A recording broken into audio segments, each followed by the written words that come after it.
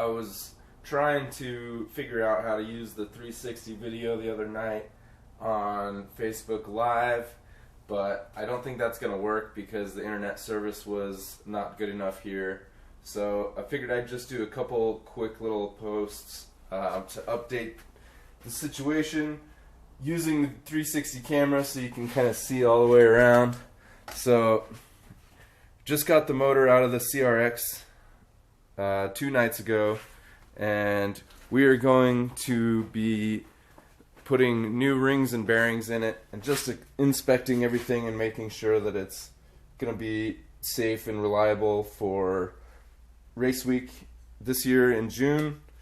And so we'll also be doing a new timing belt, new head gasket, probably, you know, if we needed a new valve cover gasket, stuff like that, new spark plugs, and then we'll be putting it back in the car with the new transmission, which is down here.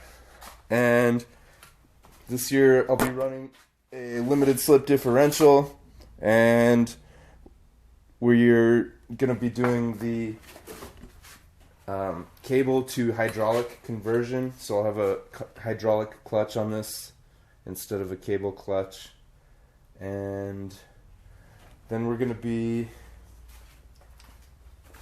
mounting a staging brake inside.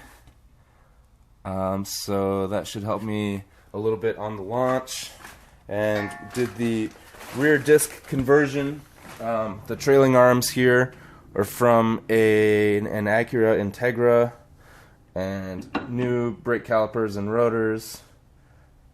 Still got to get all that stuff buttoned down. And after that, get the engine back in, transmission in, then the turbo and exhaust can all go back on. That's pretty much all I wanted to share about the CRX.